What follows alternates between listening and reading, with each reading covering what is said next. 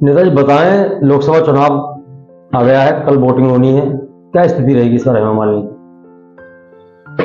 देखिए, चूंकि लोकसभा का चुनाव एक बहुत बड़े ब्रॉड एस्पेक्ट का चुनाव है, क्षेत्र की जो लोकसभा क्षेत्र की सभी विधानसभाओं में क्या स्थिति है उस स्थिति पर निर्भर करता है। लेकिन एक बात तय है कि इस बार चुनाव में बड़ी नीरसता का माहौल दिखाई दे रहा है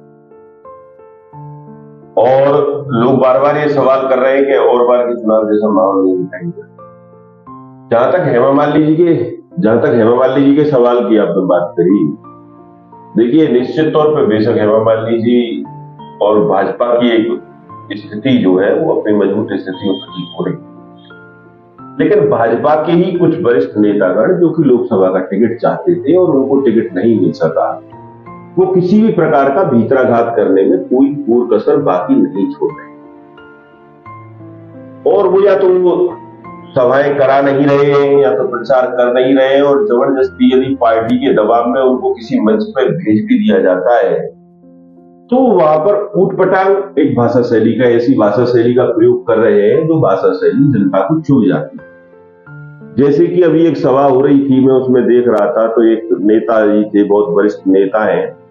और वो ये कह रहे थे कि ये तो पत्रा में लिखा हुआ है कि हेमा मालिनी की जीत नहीं तो है, ये तो पत्रा अपने आप घोषित कर चुका है इस चीज को। तो बेशक आप मजबूत हो और बेशक आप चुनाव जीत रहे हो, बेशक आपकी पार्टी मजबूत हो, लेकिन इस तरह की भाषा शैली कहीं ना कहीं जनता के हृदय में अखरने का काम करती है और इससे प्रत्याशी का नुकसान होता है। कोई अपने चुनाव में इस तरह की भाषा बोल के दिखा दे कि पत्रा में लिखा हुआ है मैं तो जीतूंगा, लेकिन ये दूसरों के चुनावों में इस तरह की भाषा बोलते हैं। आपने देखा होगा कि निकाय चुनाव में भी इन लोगों के द्वारा एक ऐसी ही भाषा का प्रयोग किया गया था। छाता में भी, छाता नगर पंचायत के चुनाव में भी इस तरह की भाषा का प्रयोग किया गया था कि साम नाम दंड देश से जीत गए, चारों खाने चिपकाए। नंदगांव में भी ये प्रयोग किया गया था, बरसाने में भी ये बात कही गई थी कि साम नाम दंड देश से चुनाव जीत जाएंगे। चोमा में भी ये बात, ये चारों नगर पंचायतों में ये इसी भाषा के चलते चारों खाने चिपकाए। इनकी आदत रही है, इन्होंने पहले भी इस तरह के भाषण दिए हैं कि कहां राजा भोज और कहां गंगू केली, तब भी जनता ने इनको आईना दिखाने का काम किया था। इनको और ये भाषण दिया करते थे कि 3-5 चूल फुलपार सुई, तब भी जनता ने इनको आईना दिखाने का काम किया था। जब जब इन्होंने इस तरह की भाषा शैली का प्रयोग किया है, जब जब इस अहंकार और मत की भाषा शैली का प्रयोग इन्होंने किया है, तब तब जनता ने इनको जवाब देने का काम किया और ये बात ये स्वयं भी जानते हैं। लेकिन दूसरे प्रत्याशियों के चुनाव में ये जानबूझकर के इस तरह की भाषा शैली का प्रयोग इसलिए करते हैं कि पार्टी अगर निरंतर चुनाव हारती रहेगी तो पार्टी में इनकी उपयोगिता बरकरार बनी रहेगी। एक दूसरा विषय और ये देखने में आ रहा है कि जो लोकदल के साथ में अब इनको सुलभ क्यों हो रहा है, ये काम नहीं कर रहे, ये प्रचार नहीं कर रहे, ये भीतराघात कर रहे हैं, वोट नहीं दिलाना चाहते। योगी आदित्यनाथ जी मथुरा आए थे, तब भी एक स्थिति ऐसी सामने आई थी कि उन्होंने ऐसे लोगों के प्रति काफी नाराजगी और सख्त लहजा जो व्यक्त किया था, अपना काफी नाराजगी उन्होंने व्यक्त की थी, लेकिन बावजूद भी इनके काम पे जून क्यों नहीं देख रही है पार्टी नेतृत्व, और फिर इस बात का संज्ञान भी ले रहा है, लेकिन ये गंभीर क्यों नहीं है। कल लोकदल के पूर्व प्रत्याशी को नरेंद्र सिंह ने नाराजगी जताई है कि उनकी उपेक्षा की जा रही है। मैं बताऊं, उपेक्षा ही नहीं की जा रही, ये लोग चाहते हैं कि इस गठबंधन को कैसे तोड़ा जाए, क्योंकि लोकसभा चुनावों के दौरान ही और लोकसभा चुनाव से पहले लोकसभा के चुनावों में विधानसभा के सीटों के बंटवारे की आड़ सामने आ गई है और ये लोग इस मानसिकता से काम कर रहे हैं कि हम लोग काम करेंगे नहीं और जो भी वोट मिलेगा दूसरी पार्टी का, जो वोट परसेंटेज यदि कम जाता है लोकसभा प्रत्याशी का, भाजपा के लोकसभा प्रत्याशी का वोट परसेंटेज कम जाता है, इससे तो ये ठीकरा फोड़ना चाहेंगे कि लोकदल ने हमको वोट नहीं दिया और इस गठबंधन को तोड़वाना चाहेंगे ताकि इनकी विधानसभा की सीटें सुरक्षित बनी रहे। तो यहां विधानसभा सीटों के बंटवारे की आड़ इसी दौरान सामने आ चुकी है और सबके संज्ञान ये इसी मानसिकता के चलते ये काम कर रहे हैं कि हम तो वोट देंगे नहीं और दिलवाएंगे नहीं, और पार्टी यदि ये सवाल खड़ा करेगी तो क्या देंगे, लोग दोबारा नहीं दिया वोट, ये लोग है, इसलिए अच्छा तो वकील लड़े, चलो ठीक थे, ये तो इनकी वजह से आ गए। तो जानबूझ करके उपेक्षा ही नहीं बल्कि ये तो सीटों के बंटवारे की लड़ाई को मद्देनजर रखते हुए लोकसभा प्रत्याशी के साथ में भीतराघात की स्थिति, लोकसभा प्रत्याशी के नुकसान की मंशा की स्थिति भी इन लोगों ने हर प्रकार से उत्पन्न की हुई है और इनकी ये भी मानसिकता है कि निरंतर यदि पार्टी चुनाव हारती रहेगी। आपका कहना है जो हेमा मालिनी के साथ प्रचार कर रहे हैं, जिन्होंने कमान संभाल रखी है, वही भीतराघात करके चुनाव हराना भी चाहते हैं, अगर उनकी बस का होगी तो, क्योंकि एंटी इनकम्बेंसी भी है। और अगर कमजोर प्रत्याशी सामने है, अगर कोई गद्दार प्रत्याशी होता तो निश्चित रूप से इस बार कठिन होता चुनाव। मैंने बताया कि चुनाव लोकसभा का ब्रॉड है, जीत हार एक बहुत बड़े मायने डिपेंड करती है, लेकिन इनकी मंशा सही नहीं है, ये मैं कह रहा हूं। इनकी मंशा सही ना होने का ये प्रमाण है, ये साम दाम दंड भेद का भाषण देते हैं, तो ये चुनाव निकायों में चारों निकायों में चुनाव हार जाते हैं, बावजूद इसके भी ये फिर उसी तरह की भाषा बोल रहे हैं। दूसरों के चुनाव में क्यों बोलते हैं भाई ये भाषा? दूसरे प्रत्याशी आप सामना दंड भेद की बात बोल करके आपने पहले हरवा दिया, पार्टी को चारों खाने चित्त करवा दिया, फिर आप पत्रा निकाल रहे हैं।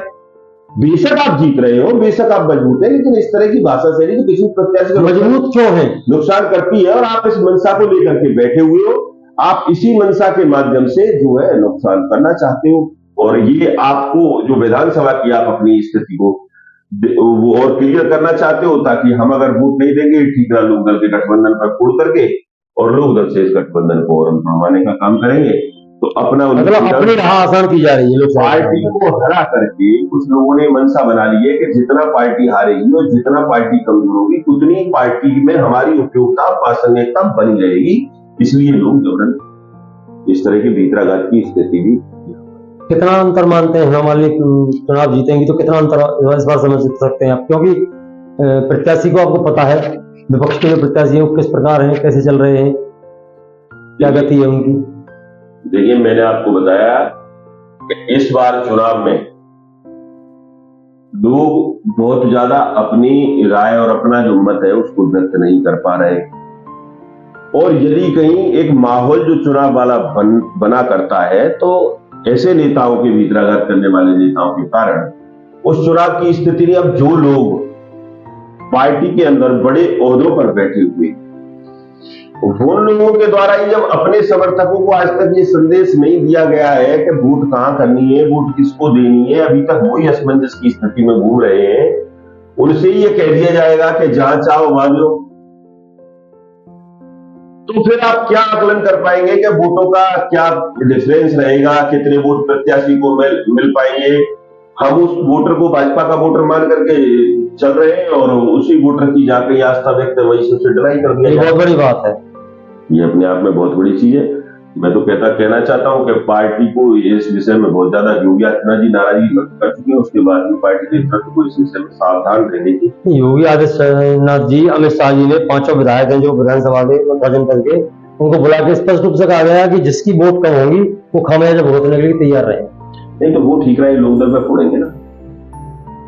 ये कहेंगे वोट मिला है वो तो हमने दिलवाया है, और जहां कहीं माइनस प्लस हुए हैं हम, तो वो हम माइनस इस वजह से हो गए कि हमने लोकदल को संबंध शेयर कर लिया, हमने लोकदल के साथ गठबंधन कर लिया। उसका ये क्लू ये देना चाहते हैं कि वोट कम आए। इनमें एक आध नेता ऐसे हैं जो ये चाहते हैं कि वोट कम आए,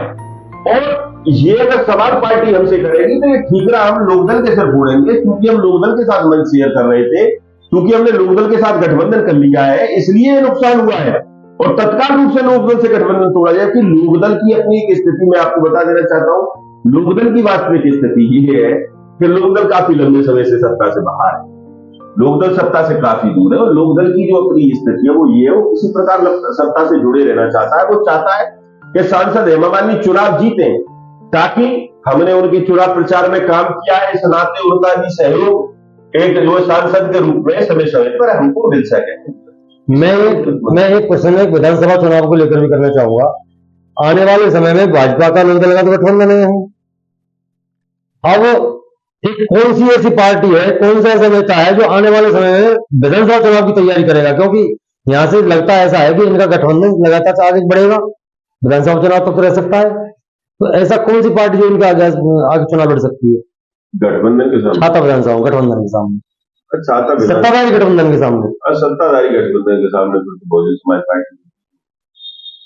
सभा का अपने आप ही करेंगे। फिर तो लड़ाई अल्टीमेट हमारे यहाँ भाजपा लोकदल गठबंधन और बसपा भी जो तो बसपा तो छाता में काफी समय से चुनाव नहीं जीती है, बहुत कई 20 साल पहले चुनाव लड़े थे लक्ष्मीनारायण चौधरी, जो वो जीते थे 15 साल पहले लगभग, उसके बाद तो आई नहीं है। लेकिन बसपा, आपको याद हो कि सर्वाधिक जिला पंचायत सदस्य जिताने वाली पार्टी, जीतने वाली पार्टी भी इस चुनाव में जिला पंचायत का हुआ है। और वो कई बार प्रत्याशियों पर भी ये निर्भर करता है कि वो परसेंटेज क्या मिल पा रहा है, सिर्फ पार्टी पे ही निर्भर नहीं करता, चेहरों पर भी निर्भर करता है। चलिए बहुत बहुत शुक्रिया, आपकी हमारी बात हुई। देखते हैं कल वोटिंग परसेंटेज क्या रहता है और चुनाव किस ओर कौन रहता है।